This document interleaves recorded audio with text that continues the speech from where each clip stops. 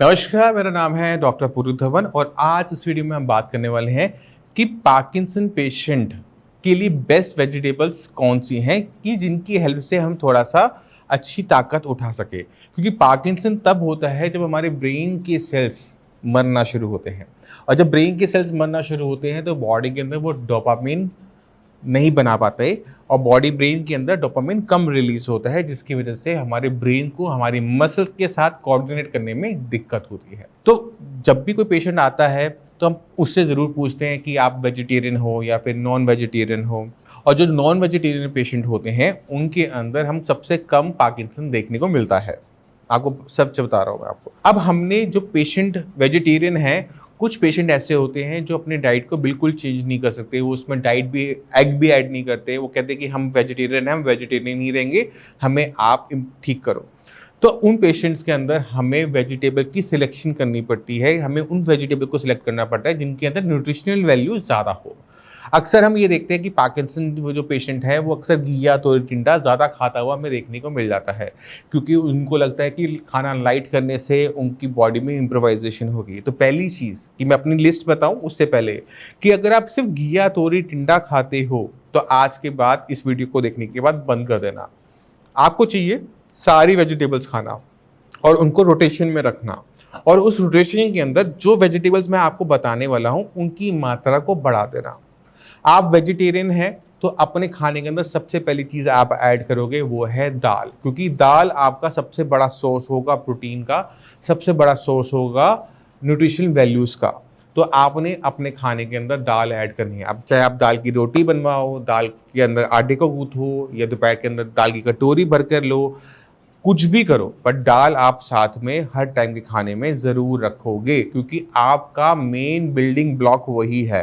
क्योंकि वेजिटेरियन खाने के अंदर प्रोटीन की हमें कमी देखने को मिलती है, इसलिए हम दाल ज़रूर ऐड करवाते हैं। अब दाल के साथ सब्जियां भी कोई चाहिए होती हैं, तो जैसे मैंने बताया कि घिया तोरी टिंडा सिर्फ नहीं खाना, आपने रोटेशन में रखना है। तो आप एक काम और कर सकते हो, जैसे घिया तोरी टिंडा खा रहे हो तो उसमें दाल को ऐड कर दो, कोई भी दाल जो आपको पसंद है उसमें आप ऐड कर दो, और उसे रोटेशन में सब्जियों के साथ, बाकी सब्जियों के साथ रखो। जब सब्जी में हम बात करते हैं तो मैं आज 5 सब्जियां लेकर आया हूं जो आपको अपने डाइट के अंदर मात्रा बढ़ा देनी चाहिए। रोटेशन तो रहेगी बट मात्रा ज़्यादा होगी। जैसे आप दिन में, हफ्ते में आपने एक चार्ट बना रखा है, तो ये सब्जियों से जो सब्जियां बनती हैं उनकी मात्रा को आप ज़्यादा रख सकते हो। जैसे हफ्ते में 2 बार रख लिया या 10 दिन में 2 बार रख लिया, जिससे उससे थोड़ा सा हम बेनिफिट ज़्यादा उठा सके। तो सबसे ऊपर आते हैं मशरूम्स।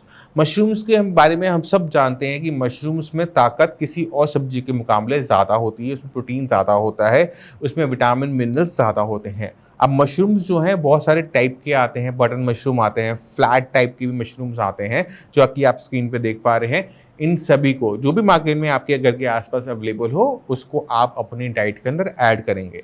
अब मशरूम के साथ आप मटर डालो, मशरूम के साथ आप आलू डालो, फ़र्क नहीं पड़ता, मशरूम होगा। मशरूम के साथ जो रेसिपीज़ और बन सकती हैं वो भी आपकी डाइट के अंदर ज़्यादा मात्रा में ऐड होगी। इसके बाद चलते हैं थोड़ा सा इसके नीचे वाले लेवल पे, वो है गाजर।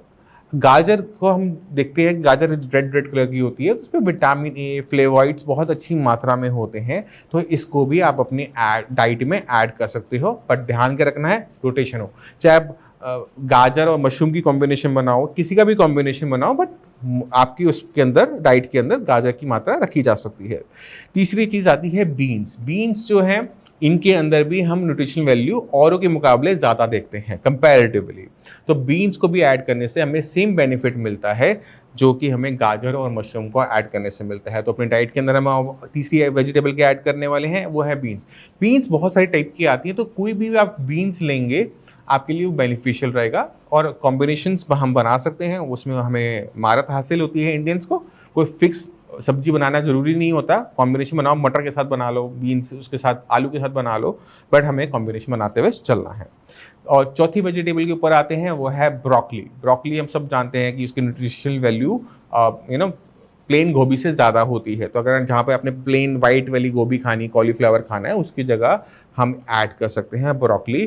जहाँ पर हमने कैबेज खानी है वहाँ पर हम ऐड कर सकते हैं ब्रोकली, और ब्रोकली और मशरूम का कॉम्बिनेशन भी अच्छा बनता है, जो मुझे पर्सनली पसंद भी है। अब चलते हैं अपनी लास्ट के ऊपर, और उसमें आती है पालक। पालक से लोग डरते बहुत ज़्यादा हैं, इसमें कीड़ा होता है या इससे पथरी हो जाती है, इसमें आयरन कंटेंट ज़्यादा होता है। ये हमारे लिए बेनिफिशियल है पार्किंसन के अंदर। जब आपके ब्रेन को हमने ताकत देनी है तो हम उसमें कोई ताकत छोड़ते नहीं, उसमें आयरन भी हो, उसमें B12 भी हो, उसमें सारे विटामिन मिनरल सारे हों, तो इसमें लिए हाँ पत्तेदार सब्जियाँ ज़्यादा मैं प्रेफर नहीं करता, मगर फिर भी अगर हमें पत्तेदार सब्जी खानी है तो उसके अंदर हम स्पिनिच को ले सकते हैं, साथ में मेथी को भी ले सकते हैं। ऐसा नहीं कि मेथी खराब है, मेथी भी अच्छी है, मेथी को भी हम अपनी डाइट के अंदर ऐड कर सकते हैं। तो इनकी मात्रा, इन 5 सब्जियों की मात्रा को हम बढ़ाकर ज़्यादा ताकत उठा सकते हैं उसी उतनी ही मात्रा के खाने से। रोटी हमने 2 ही खानी है, बट अगर हमारी खाने के अंदर सब्जियों के अंदर सब्जियां थोड़ी ज़्यादा न्यूट्रिशनल वैल्यू वाली होगी तो थोड़ी सी ज़्यादा ताकत हमें मिलेगी। हमने ताकत अंदर डाली, इसका मतलब ये है कि हमारे ब्रेन को थोड़ी ज़्यादा ताकत मिली, क्योंकि ब्रेन को एनर्जी कंजम्पशन वाला ऑर्गन है, बहुत ताकत लेता है। अगर आप कोई काम कर रहे हो, कोई ब्रेन वाला काम कर रहे हो, ब्रेन कितनी जल्दी थक जाता है, और जब ब्रेन थकता है तो पूरी बॉडी भी थकावट महसूस करना शुरू करती है। तो ब्रेन के हिसाब से सोचो, ब्रेन के हिसाब से खाना दो। और वेजिटेरियन खाना मैं प्रेफर नहीं करता किसी भी पार्किंसन पेशेंट के लिए। अगर जो हार्डकोर अब हैं, नहीं खा सकते, नॉन वेज नहीं ले सकते, उनके लिए यही सब्स्टिट्यूट बनता है। और सबसे अच्छी बात क्या रहती है कि वेजिटेबल से जो सूप बनता है ना, उसका इंटेक आप जरूर शुरू करो।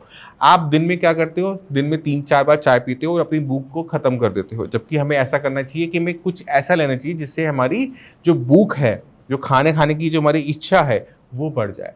और उसमें सूप बहुत अच्छा काम करता है। तो पालक है, चुकंदर है, गाजर है, मशरूम है, इन सबको सूप फॉर्म में आप इनटेक करोगे तो ताकत भी गई और आपकी भूख भी पहले से बेटर अच्छी लगेगी। इसलिए जब हम 5 स्टार होटल्स में जाते हैं तो क्या करते हैं, सबसे पहले सूप ऑर्डर करते हैं। सूप क्यों प्रेफर किए जाते हैं, क्योंकि ये आपकी एपेटाइजर की तरह वर्क करते हैं, आपकी भूख को वो खोल देते हैं और आपका जो खाना इनटेक है वो पहले से बेटर हो जाता है। तो चाय को अपनी डाइट से निकालो और दिन में 2 बार बढ़िया सा सूप बनाओ, उसमें दाल भी डालो, उसमें मिक्स वेजिटेबल्स भी डालो, कभी पालक ज़्यादा कर दी, कभी चुकंदर ज़्यादा कर दिया, कभी मशरूम ज़्यादा कर दिया। इस वेरिएबिलिटी के साथ आप अपनी डाइट को इन्हांस करो, इनरिच करो, जिससे पार्किंसन पेशेंट जो हैं आपके फैमिली में या आप खुद हैं, उनकी ब्रेन को अच्छी न्यूट्रिशन वैल्यूज़ मिले और वो पहले से बेटर वर्क कर सके। और जब हम अपनी पसंद का खाना खाते हैं तो मैं आपको बताता हूँ, डोपामाइन जो है वो खुश रखने वाला हार्मोन है। तो अगर आप मन मार के घिया तो टिंडा खा रहे हो तो आपके ब्रेन को नुकसान होगा, मगर अगर आप वहीं पे खुश होकर अपनी पसंद का खाना खा रहे हो, उसमें न्यूट्रिशनल वैल्यू डाल के खाना खा रहे हो, वहीं पर आपकी ब्रेन के अंदर डोपामाइन ऑटोमेटिक तरीके से ज़्यादा रिलीज होगा। और ये हमारे लिए बेनिफिशियल होता है पार्किंसन ट्रीटमेंट के अंदर भी और पार्किंसन पेशेंट के लिए भी। तो ये छोटे छोटे चेंजेस जिनको हम समझते तो हैं बट करते नहीं हैं।